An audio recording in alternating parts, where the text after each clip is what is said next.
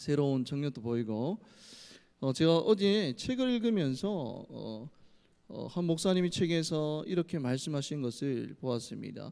하나님께 나아가는 시간은 낭비하는 시간이 아니다. 이 땅의 모진 시련을 이겨낼 수 있는 하늘의 초자연적인 능력을 다운로드하는 시간이다.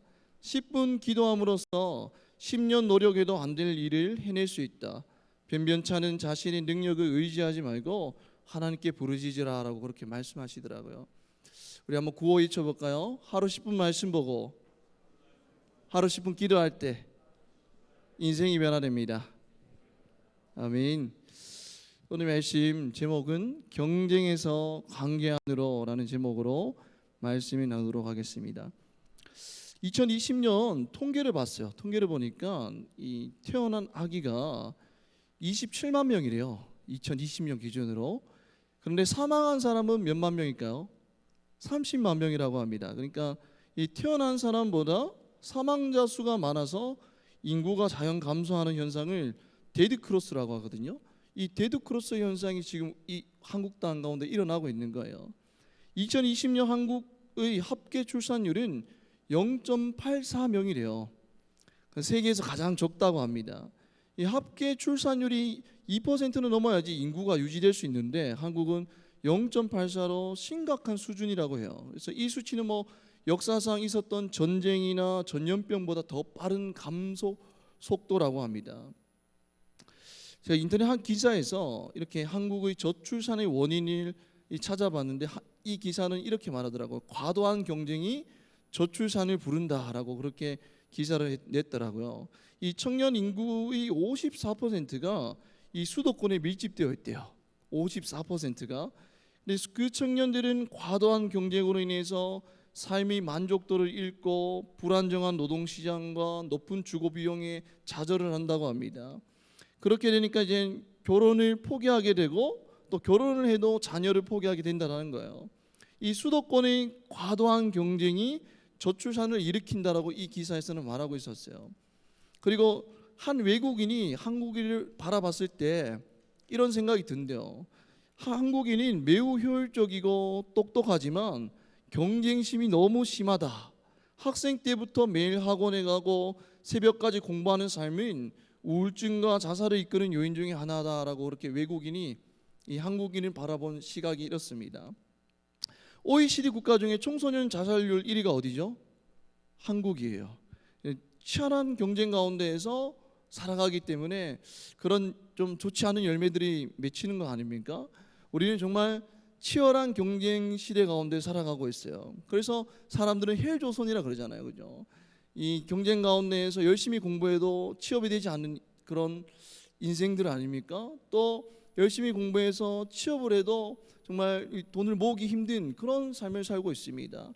오늘 본문을 보면 지나친 경쟁으로 인해서 많은 사람들이 죽게 되는 그런 일들이 벌어져요. 오늘 말씀의 배경을 보면 이 사울과 요나단이 블레셋 전투에서 죽게 됩니다. 죽게 되고 나서 이 다윗은 블레셋 시글락 성읍을 떠나서 유다 지파의 중심부에 있는 헤브론 성읍에 자리를 잡게 돼요. 그리고 거기서 이제 유다 지파의 장로들의 환영을 받고 이 장로들에게 기름을 부음을 받아서 다윗이 이제 유다 지파의 왕으로 세움을 받습니다. 그리고 또 사울 왕이 죽은 후에 그 사울의 군사령관 누구죠? 아브넬이 그 왕자 이스보셋을 데리고 요단강을 건너서 마하나임으로 가게 돼요.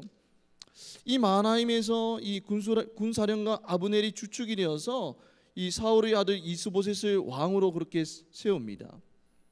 이까지가 이제 그 전 배경이고 이제 오늘 본문으로 돌아올게요. 그런데 어느 날에 이제 아브넬이 군사들을 거느리고 기브온으로 갔어요. 기브온으로. 근데 이 소식을 들은 다윗의 군대의 사령관 요압도 이제 군사들을 거느리고 이제 기브온으로 올라가서 이제 목가에 진을 칩니다. 이 못을 중심으로 서로 이게 바라보면서 진을 치고 있는 그런 상황이에요. 그런데 14절에 보면 아브넬이 이제 요압에게 제안을 합니다. 아브넬이 요압에게 이르되 원하건대 청년들에게 일어나서 우리 앞에서 겨루게 하자라고 해요. 이 고대 전쟁에서는 전면전을 벌이기 전에 그 나라의 대표를 뽑아가지고 싸우게 하는 경우도 있었어요. 그런 예인 것 같습니다. 그래서 청년들을 뽑아가지고 우리 앞에서 겨루게 하자라고 그렇게 제안을 한 거예요. 그런데 이 겨루게 하자의 말의 히브리어 원어는 사크인데, 이 사크의 뜻이 뭐냐면 비웃다 조롱하다라는 뜻입니다. 비웃다 조롱하다. 그러니까 이것은 뭐 단순히 싸우는 게 아니라 서로 상대방의 약점을 헐뜯고 비웃고 욕하는 가운데 싸우는 전투를 의미하는 거예요. 그러니까 좀 감정이 격해진 싸움을 의미하는 것입니다. 막 욕하면서 막 싸우는 것이죠. 그리고 이제 그런 제안을 아브넬이 했는데 요압이 그 제안을 어떻게 해요? 바로 응낙합니다. 요압이 이르되 일어나게 하자 하메라고 그렇게 응낙을 합니다. 아브넬이 제안에 요압이 바로 응낙하고 있어요. 왜 그렇죠? 왜 이 요압이 그 아브넬의 제안에 바로 응낙하고 있죠? 누구보다도 지기 싫어하는 급한 성격의 소유자가 바로 요압이었어요. 아브넬로부터 그 조롱하는 소리를 듣는 것이 싫은 거예요. 그래서 이 아브넬이 대표를 뽑아서 붙자 하니까 좋다, 한판 붙자라고 하면서 바로 응낙하고 있다는 것입니다. 그러니까 이 전쟁은 지금 이 전투는 자존심 싸움인 거예요. 그러니까 지나친 경쟁심에 사로잡힌 두 장군을 볼 수 있습니다. 근데 이 요압부터 한번 볼게요. 요압이 얼마나 경쟁심이 강한 인물인 이유는 뭐냐면 나중에 이 아브넬이 나중에 이제 투항하고 다윗의 밑으로 들어와요. 그런데 이 요압이 어떻게 했죠? 그 아브넬을 죽여버립니다. 이 죽여버린 이유가 뭐죠? 아브넬이 다윗의 밑으로 들어오면 자신의 서열이 어떻게 돼요? 2인자에서 3인자로 밀려나기 때문에 아브넬을 죽여버린 거예요. 근데 중요한 것은 왕인 다윗이 아브넬을 수락했는데도 왕과 상의도 없이, 아무런 상의도 없이 그냥 이 아브넬을 요압이 죽여버린 거예요. 그만큼 경쟁심이 강한 인물입니다. 자기가 밀려나는 것을 싫어하는 것이죠. 그래서 나중에 보면 이 다윗의 뜻과 반하여서 다윗의 아들 누구를 죽였죠? 이 요압이 압살롬을 죽이고 또 군대 장관 아마사를 죽이게 됩니다. 왜죠? 그만큼 경쟁심이 강했어요. 자기가 밀려나기 싫어서 막 죽여버리는 것입니다. 그만큼 경쟁심이 강한 인물이었어요, 요압이. 그리고 또 아브넬도 경쟁심이 강하고 야망이 있는 사람이었습니다. 사울의 아들 이스보셋을 호소아비 왕으로 세우고 이제 자기가 좌지우지하는 그런 사람이었어요. 그런데 죽은 사울 왕에게는 리스바라는 후궁이 있었습니다.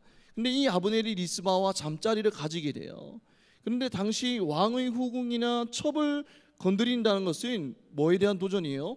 왕권에 대한 도전이고 반역행위였어요. 그런데 그 반역행위를 누가 했다고요? 아브넬이 한 거예요. 그래서 이 이스보셋이 아브넬을 불러서 따집니다. 어찌하여 내 아버지 후궁과 잠자리를 같이 한 것이냐고 막 따지면서 책망하는데, 그때 이 아브넬의 대답이 뭐라고 했냐면 내가 유다의 계머리냐라고 하면서 이스보셋의 왕을 모욕합니다. 내가 유다의 계머리냐고 하면서 왕을 모욕하죠. 그만큼 야망과 경쟁심이 강한 인물이 바로 누구라고요? 아브넬이에요. 이 야망과 경쟁심이 강한 인물 두 명, 요압과 아브넬이 지금 붙어 한판 붙는 그런 상황인 거예요. 그런데 이 먼저 전투를 할 때 12명의 젊은이들을 이제 뽑아서 겨룹니다. 막 서로 욕을 하면서 막 칼부림질을 하죠. 그런데 그 12대 11이 전투가 어떻게 됐죠? 이제 무승부로 끝났어요. 그냥 다 죽게 됩니다. 12명 모두가 다 전사하게 돼요. 이젠 여기서 이제 끝내야 돼요. 같은 동족끼리 뭐 싸워봤자 아무런 이득이 없잖아요, 그죠? 여기서 이제 전투를 끝내야 됩니다. 그런데 이 경쟁심이 강한 야망이 많은 이 두 장관을 어떻게 했죠? 여기서 끝낸 것이 아니라 어떻게 해요? 전면전을 벌여요. 전면전을. 지나친 경쟁심에 사로잡혀서 그들은 그냥 전면전에 돌입하게 됩니다. 그리고 더 많은 희생과 죽음을 불러오게 된 거죠. 그래서 결국 이 전면전에서 아브넬의 군사 몇 명이 죽었죠? 360명이 죽고 요압의 아우 아사엘이 죽고 유다군 19명이 죽게 됩니다. 같은 동족이었음에도 불구하고 서로를 어떻게 바라봤죠? 경쟁 상대로 그렇게 생각한 거예요. 그들은 지나친 경쟁심에 사로잡혀서 자신의 군사들을 상대를 이기기 위한 도구로 전락시켜 버렸습니다. 그래서 그들의 경쟁심 때문에 많은 사람들이 거기서 희생을 당하게 됩니다. 이처럼 지나친 경쟁심은 영향력이 있어요. 다른 사람들에게도 피해를 주는 영향력이 있다는 것입니다. 성경에서 지나친 경쟁에 대해서 어떻게 말씀하냐면 가인과 아벨 이야기 알아요? 이 누구의 제사를 하나님께서 받으셨죠? 동생 아벨의 제사를 받으시고 가인의 제사를 받지 않으셨어요. 그러니까 이 가인이 아벨을 질투하게 되었고 결국 이 가인이 아벨을 어떻게 했죠? 돌로 쳐 죽이게 됩니다. 지나친 경쟁심 때문에 결국에는 그 동생을 죽이게 된다는 것이죠. 그리고 또 모세의 누이 누구죠? 미리암이 있고 형 아론이 있어요. 그런데 이 미리암과 형 아론은 이 모세에게 질투심과 경쟁심을 느끼게 됩니다. 그래서 하나님이 주신 그 모세의 권위를 비방하면서 모세와만 말씀하셨느냐 우리와도 말씀하지 아니하셨느냐라고 하면서 그렇게 모세에게 막 따져요. 하나님이 너에게만 말씀하셨냐고 우리에게도 말씀하셨다라고 하면서 모세의 권위에 도전합니다. 그러니까 지나친 경쟁심 때문에 모세에게 도전을 하는 것이죠. 그래서 하나님께서 그것을 보시고 미리암에게 나병을 주십니다. 그리고 또 신약 성경을 보면 누가복음 22장 24절에 보면 이 제자들이 막 다퉈요. 뭐 때문에 다투죠? 또 저희 사이에 그중 누가 크냐 하는 다툼이 난지라라고 말씀하고 있습니다. 그러니까 제자들은 예수님이 십자가에 당하실 그 고난과 죽음을 바라보는 것이 아니라 다른 사람보다도 더 많은 그런 보상과 지위를 얻는 일에만 관심을 뒀어요. 그래서 막 누가 더 크냐고 막 다투고 있는 거예요. 지나친 경쟁심 때문에 서로 다투게 되는 것이란 것입니다. 이만큼 성경에서는 지나친 경쟁심에 대해서 부정적으로 그렇게 말씀하고 있어요. 그런데 저는 이 말씀을 준비하면서 우리가 살아가면서 왜 경쟁을 할까? 이렇게 지나치게 경쟁을 할까라는 그런 고민을 하게 되었는데 그 질문에 대한 답이 창세기 11장 4절에 있었습니다. 창세기 11장에 보면 이 사람들이 바벨탑을 쌓아요. 막 높이 쌓자 하늘에 닿자라고 하면서 바벨탑을 막 쌓습니다. 그러니까 그 말이 뭐냐면 하나님과 경쟁하는 거예요, 사람들이. 그런데 그 말씀에 보면 이렇게 말씀하고 있어요. 창세기 12장 4절에 보면 우리의 이름을 내고라고 말씀하고 있어요. 누구 이름을 낸다고요? 우리의 이름을 내고라고 말씀하고 있습니다. 그러니까 경쟁을 통해서 우리가 경쟁을 하는 이유는 뭐냐면 경쟁을 통해서 상대를 이기고 나의 이름을 드러내기 위해서 나의 가치를 드러내기 위해서 우리는 경쟁을 하는 거예요. 지나친 경쟁을 하는 것입니다. 봤지 내가 이 정도야 너는 내 상대가 안 돼 라고 하면서 나의 이름을 드러내기 위해서 그렇게 우리는 경쟁을 한다는 것입니다. 오늘 본문의 아브넬과 요압이 서로 경쟁한 이유도 뭐 정당한 명분이 있기보다는 자신이 더 강하다라는 것을 보여주기 위해서 내가 이 정도라는 것을 보여주기 위해서 나의 이름을 드러내기 위해서 지금 그렇게 치열한 전투를 벌이고 있고 그 경쟁심 때문에 많은 사람들이 희생을 당했던 것이에요. 우리는 상대를 이겨야지만 살아남을 수 있는 그런 치열한 경쟁 사회에 살아가고 있지 않습니까?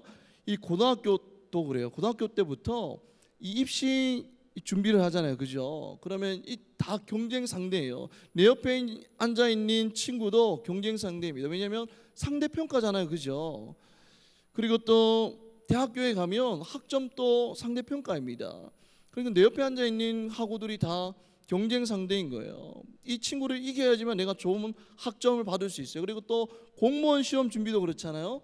인원이 제한되어 있습니다. 그러니까 다른 사람을 이겨야지만 내가 그 자리에 갈 수 있어요. 우리는 이처럼 치열한 경쟁 사회 가운데 살아가고 있습니다.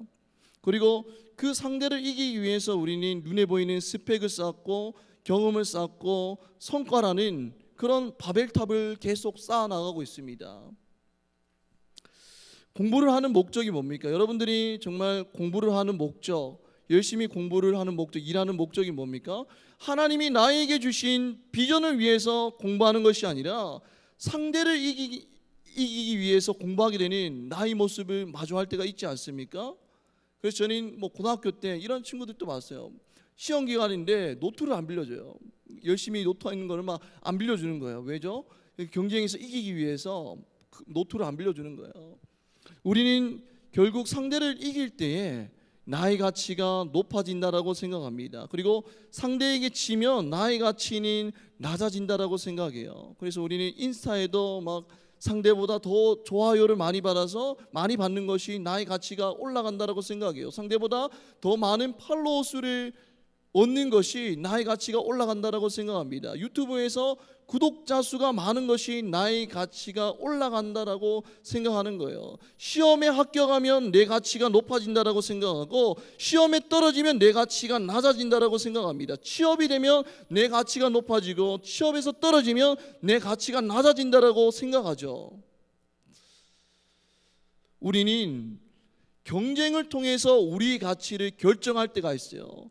상대를 이기면 나의 가치가 높아지고, 상대에게 지면 내 가치가 너무나 초라하다라고 생각합니다. 그런 경쟁 사회 가운데 살아가고 있지 않습니까? 그러나 그리스도인이 인생의 가치는 경쟁에 의해서 결정되는 것이 아니에요. 경쟁에서 이기면 내 삶이 가치가 있고, 경쟁에서 지면 내 삶이 가치가 없는 삶이 아니라는 것입니다. 예수님 당시에 창기와 세리가 있었어요. 대표적인 죄인이었어요. 손가락질 당하고, 비난당하고, 조롱당하고, 무시당하고, 너무나 외로운 사람들이었습니다. 인간적으로 더 이상 내려갈 수 없는 마지막 단계까지 간 사람이 창기와 세리였어요.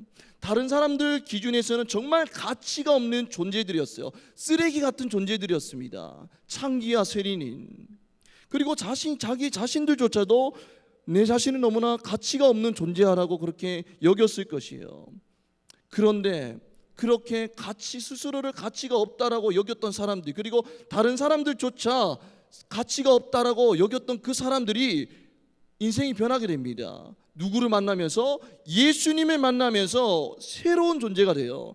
사람들이 욕하는 것처럼 가치 없는 초라한 인생인 줄 알았는데, 내 인생은 정말 쓰레기같이 초라한 인생이고 더 이상 돌이킬 수 없는 그런 초라한 인생인 줄 알았는데, 예수님을 만나고 보니까 자신이 삶이 너무나 귀한 거예요. 자신의 삶의 가치가 너무 귀한 거예요. 예수님과의 관계 안에서 자신이 진정한 가치를 발견하게 됩니다. 여러분들, 그리스도인은 경쟁이 아니라 하나님과의 관계 안에서 자신이 진정한 가치를 발견할 수 있어요. 다시 한번 말씀드릴게요. 그리스도인은 경쟁이 아니라 하나님과의 관계 안에서 자신이 진정한 가치를 발견할 수 있다는 거예요. 그리스도인의 인생의 가치는 하나님과의 관계 안에서 결정된다는 것입니다. 빌립보서 4장에 보면 이 바울 이야기가 나와요. 근데 바울이 이 선교 여행을 하면서 엄청난 고난과 어려움을 겪게 됩니다. 어떤 고난을 겪었죠? 매 맞고 체포되고 감옥살이도 하고 배가 난파되어서 죽을 뻔도 했습니다. 반면에 또 이 바울은 풍요롭고 안정적인 삶도 살아봤던 사람입니다. 바울은 예수님 만나기 전에 엘리트였잖아요. 정말 많이 배운 사람입니다. 바울은 해볼 것 다 해본 사람이에요. 그런데 그런 바울이 이렇게 말해요. 내가 진짜 고생도 많이 했고 죽을 뻔도 했고 가난도 해봤고 풍요롭고 안정적일 때도 있었어. 그런데 말이야, 환경이 중요한 것이 아니라 내가 하나님과 함께 한다면 난 어떤 것이든지 자족하고 만족할 수 있어라고 빌립보서 4장에서 고백하고 있다는 거예요. 환경이 중요한 것이 아니라 내가 하나님 안에 있다면 어떠한 환경과 상황에서든지 나는 자족하고 만족할 수 있다라고 고백했던 사람이 바로 바울이에요. 나를 둘러싼 환경이 나의 가치를 결정하는 것이 아니라 내가 하나님과 함께 할 때에 내 삶이 가치 있는 삶이 된다라고 바울이 고백했던 거예요. 세상은 내가 이룬 성취를 통해서 내 가치를 증명하라고 합니다. 내가 이룬 성취를 통해서 내 가치를 증명하라고 하죠. 그래서 대중매체는 날마다 우리에게 너의 가치를 증명해봐라는 그런 메시지를 전합니다. 하지만 성경은 뭐라고 말하고 있죠? 너의 가치는 이미 증명되었다라고 선포하고 있어요.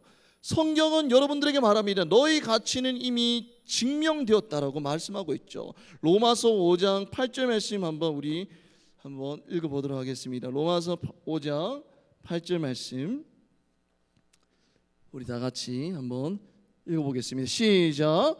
우리가 아직 죄인 되었을 때에 그리스도께서 우리를 위하여 죽으심으로 하나님께서 우리에 대한 자기의 사랑을 확증하셨느니라.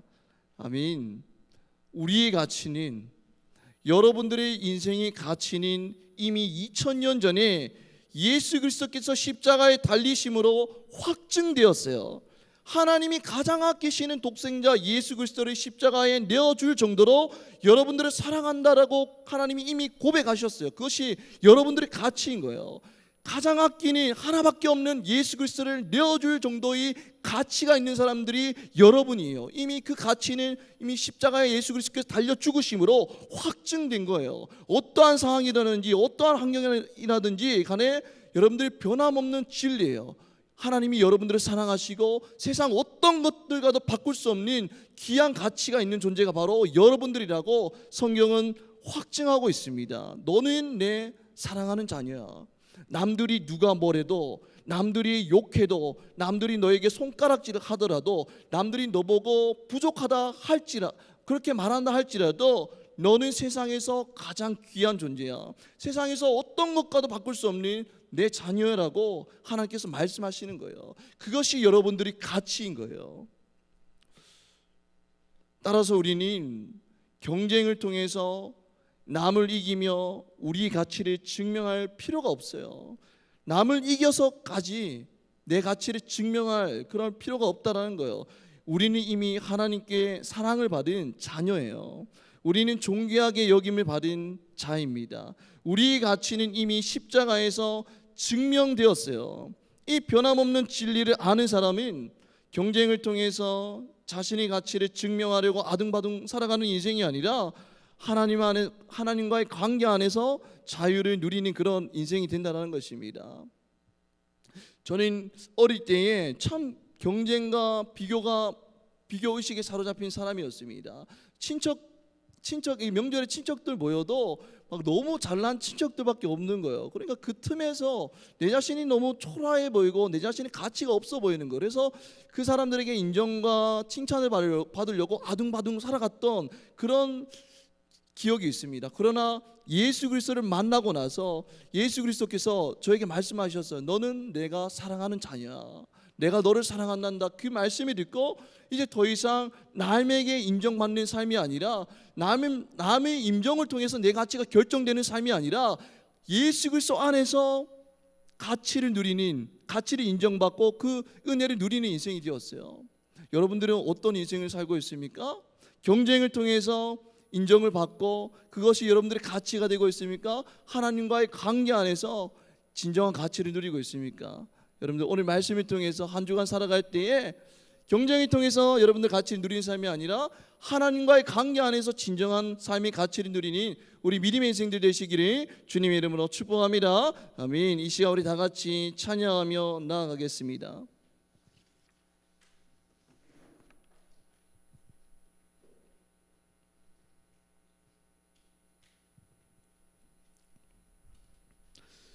오늘 말씀 우리 찬양 부르 찬양 제목은 나의 안에 거하라요. 근데 이 찬양에서 이렇게 고백하고 있습니다. 나의 안에 거하라. 나는 내 하나님이니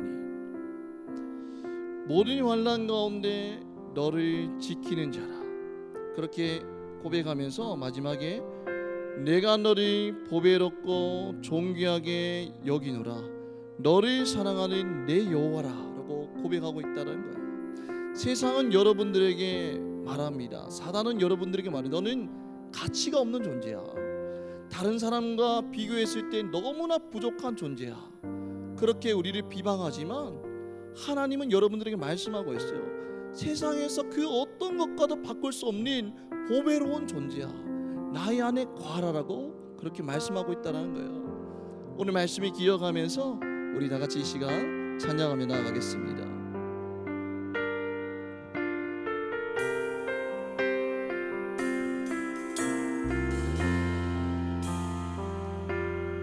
나의 안에 거하라. 나의 안에 거하라. 나는 내 하나님. 모든 환난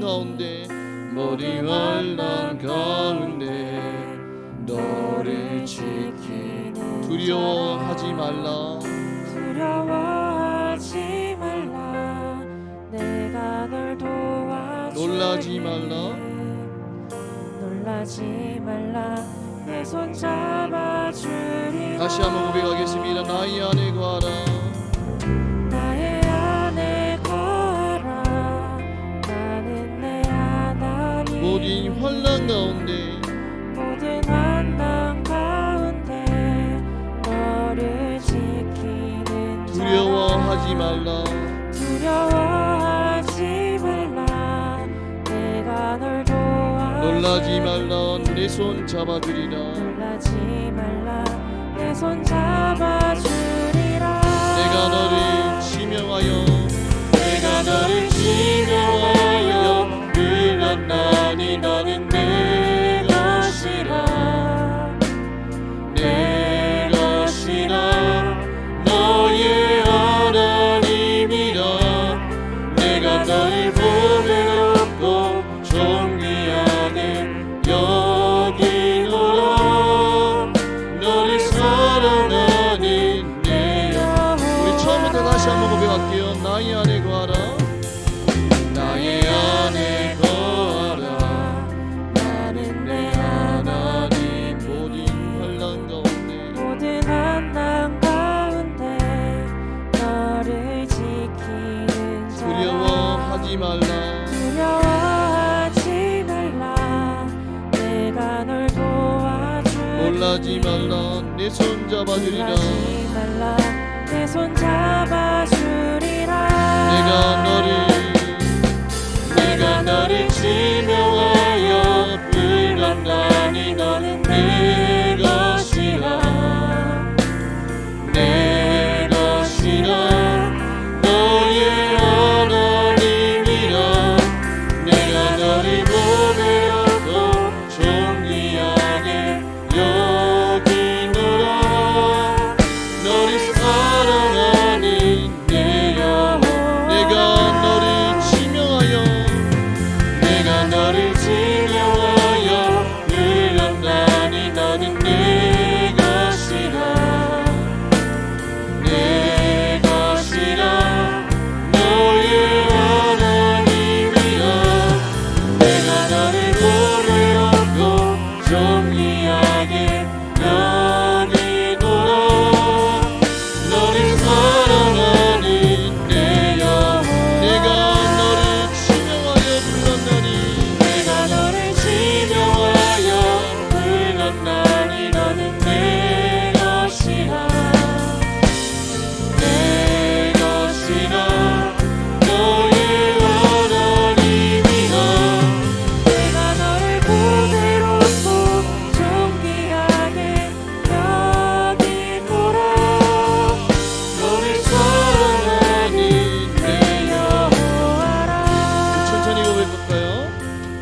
내가 너를 지명하여 불렀나니 너는 내 것이라. 내 것이라. 너의 하나님이라. 내가 너를 보배롭고 존귀하게 여기노라. 너를 사랑하는 내 영혼. 한 번 더 고백하겠습니다. 내가 너를 지명하여 불렀나니 너는 내 것이라. 내 것이라. 너의 하나님이라. 내가 너를 보배롭고 존귀하게 여기노라. 너를 사랑하는 내 여호와라. 베드로는 예수님을 따라다닐 때에 내가 죽기까지 주님을 따르겠습니다라고 고백했던 사람이에요. 그런데 예수님이 십자가에 달리셨을 때 두려워하면서 예수님이 부인하면서 떠났던 사람이 바로 베드로입니다. 예수님이 부인하면서 떠났을 때에 그의 마음은 무너졌을 거예요. 나는 가치가 없는 존재야. 내 모든 것을 걸고 주님을 따르겠다고 고백했는데 주님께서 끌려가셨을 때에 주님을 부인한 자신의 삶을 보았을 때에 정말 가치 없는 삶이라고 느꼈을 것입니다. 그렇게 절망하고 쓰러져 있는 베드로의 인생 가운데 부활하신 주님께서 나타나셔서 말씀합니다. 베드로야, 네가 나를 사랑하느냐? 내 양을 먹이라. 주님을 부인하고 떠났던 그 베드로에게 주님께서 다시 한 번 더 사명을 주시는 거예요. 그 베드로, 절망하고 좌절했던 베드로가 다시 한 번 더 주님을 만난 순간 내 삶은 더 이상 가치 없는 삶이 아니라 주님의 사명을 감당하는 가치 있는 삶임을 깨닫게 되고 그 인생이 올인하게 됩니다. 그리고 십자가의 거꾸로 매달려 죽게 되죠. 이 시간 우리 다 같이 기도할 때에 세상은 우리에게 말합니다. 너는 가치가 없는 존재야.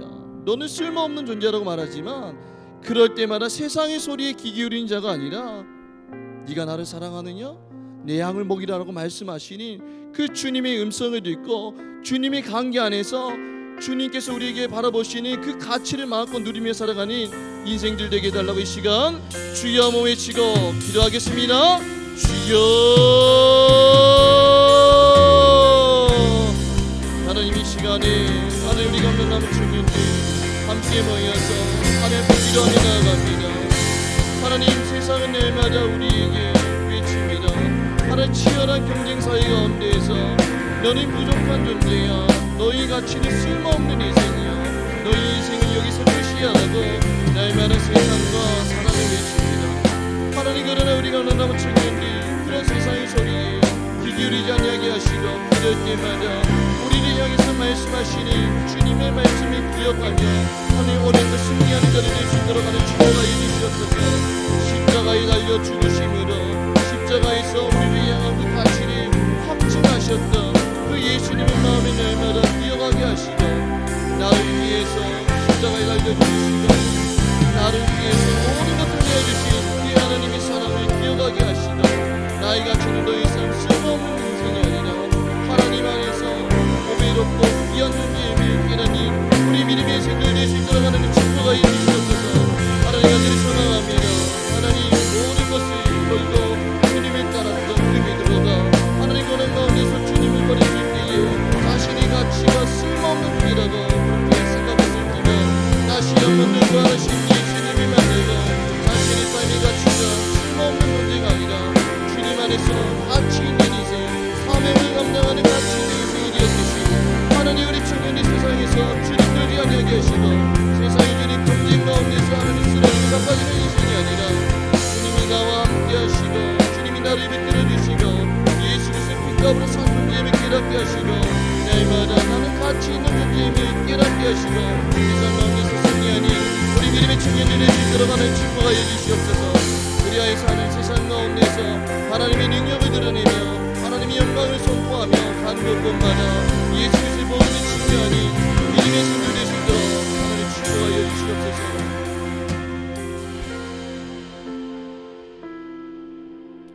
요셉이 형들에게 팔려가고 그곳 가운데서 억울하게 옥살이를 하고 그렇게 힘든 인생을 살았을 때 때로는 자신의 삶의 가치가 너무나 초라해 보이고 자신의 삶의 가치가 더 이상 보잘것없는 인생이라고 여겨졌을 때가 있었을 것입니다. 그러나 요셉은 그 고난 가운데에서 자신의 삶의 가치를 비하하거나 절망한 것이 아니라 그때마다 다시 한 번 더 일어나서 그렇게 나아갑니다. 그런데 성경은 뭐라고 말씀하시냐면 하나님이 요셉과 함께하였다라고 합니다. 요셉이 하나님과 함께하였을 때에 고난 가운데서 자신의 삶의 가치를 비하한 것이 아니라 고난 가운데서도 그 고난을 넉넉히 이겨나갈 수 있었던 것입니다. 마지막으로 우리 다 같이 기도할 때에 우리 삶 가운데 고난이 힘들고 어려워서 그 고난 때문에 내 삶의 가치가 없어 보이고 내 삶이 초라해 보일 때 그럴 때마다 고난에 집중하는 인생이 아니라 하나님과 함께함으로써 하나님 시선으로 나의 삶을 바라보게 하시고 하나님의 시선으로 나의 삶의 가치가 귀한 존재임을 깨닫고 그리하여서 그 고난에 넉넉히 이어나가는 믿음의 인생들을 되게 해달라고 이 시간 주여 한번 외치고 기도하겠습니다. 주여. 하나님 이 시간에 하나님 우리가 함께 기도합니다. 하나님 요셉이 억울하게 형들에게 팔려서 하나님 이방 땅 가운데 그렇게 끌려갔을 때에 하나님 그러나 요셉이 그 가운데서도 마음이 무너지지 않고 마음의 중심을 지킬 수 있었습니다.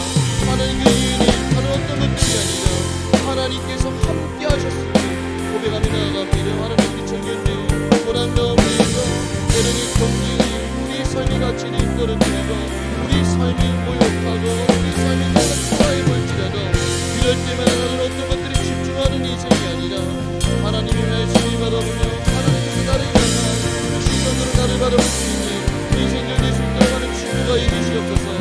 하나님 날마다 우리 인생을 바라보고 너는 가치가 없는 존재라고 너는 쓸모없는 존재라고 말하지만 그럴 때마다 나를 향해서 말씀하시고 나를 향해서 날마다 사랑을 확증하시는 하나님을 바라보며 고난을 넘어뜨게 나가는 믿음의 생명을 지도하는 친구가 이루시옵소서.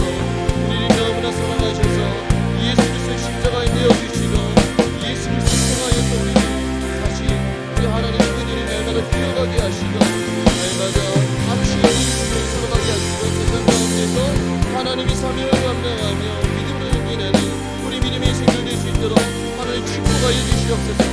우리하여서 하나님 세상 가운데서 주님들과 세상 가운데서 주님을 살아가는 자들이 아니라 하나님이 주시는 특별한 능력을 가지고 세상 가운데서 하나님의 은혜를 선포하며 나가니 하나님 나라를 이루면서 나가니 우리 믿음의 생명을 낼 수 있도록 하나님 축복하여 주시옵소서.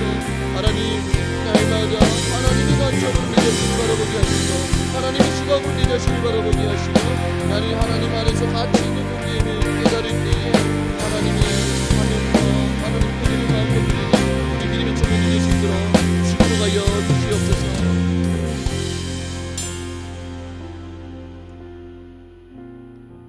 하나님